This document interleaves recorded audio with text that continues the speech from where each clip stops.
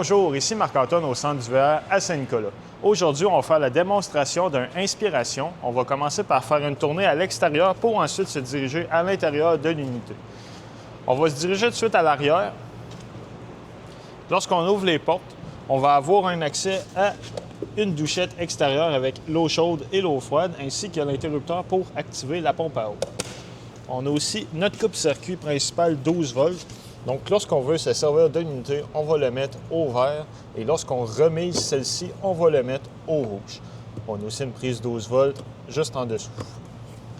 On a du rangement et on a la barre pour ouvrir notre haut-vent qui est manuel.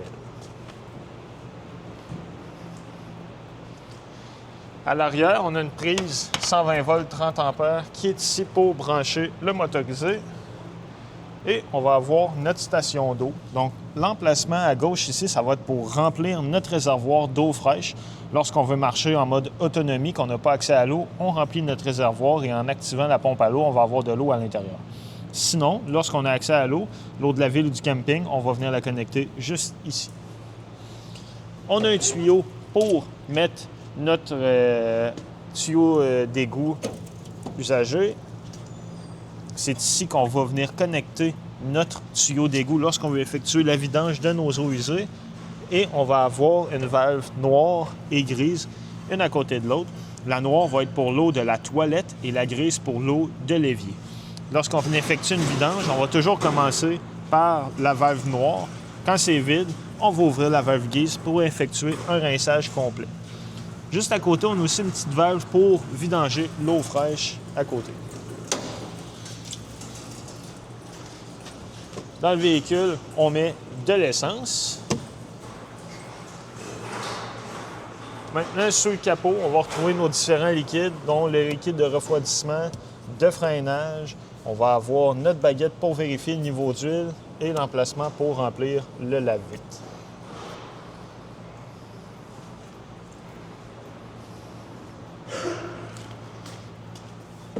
À l'intérieur, on a des interrupteurs pour l'éclairage. On va aussi trouver une plaque induction. Simple de fonctionnement, on le maintient pour l'allumer. Très important, on doit avoir les vaisselles, les chaudrons qui sont conçus à cet effet. On continue, on a prise 120 volts qui va fonctionner lorsque le véhicule est branché. On a aussi un inverteur dans le véhicule qu'on peut venir activer. Je vais vous le montrer un peu plus tard. Interrupteur d'éclairage, on a un micro-ondes conventionnel comme on a à la maison. Au plafond, notre air climatisé, elle se contrôle directement ici. Donc, on peut modifier la température, faire fonctionner le fan ou l'air climatisé. On a aussi l'option de chauffer avec l'air climatisé. On peut gérer l'ouverture des volets juste ici. À l'arrière, on a la possibilité de mettre une table. Elle est accrochée en avant du chauffeur. Ou, lorsqu'on retire la patte, on vient accoter la table tout le tour ici. Et en repositionnant les coussins, on va avoir un lit complet à l'arrière. On a du rangement dans tous les cabinets au complet. En dessous de cette banquette-là, on va avoir toutes les batteries maison, les inverteurs, tous les accessoires électroniques pour le bon fonctionnement et gérer l'électricité du motorisé. Ici, on a notre panneau des breakers principal. Donc, on a la partie qui gère le 120 volts avec les breakers et la partie qui gère le 12 volts avec les fusibles.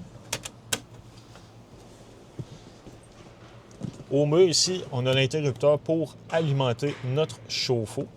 Donc, lorsqu'on veut le mettre en fonction, on vient l'activer juste ici.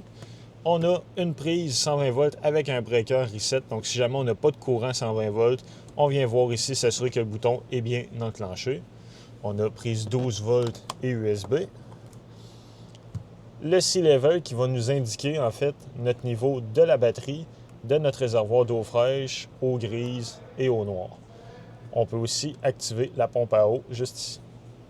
En haut complètement, on a un interrupteur qui fonctionne pour activer l'inverteur. L'inverteur, lui, va utiliser notre courant 120 volts.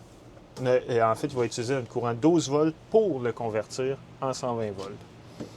On a notre évier avec l'eau chaude et l'eau froide. Et au bout du comptoir, on a une toilette qui fonctionne au pied pour flusher.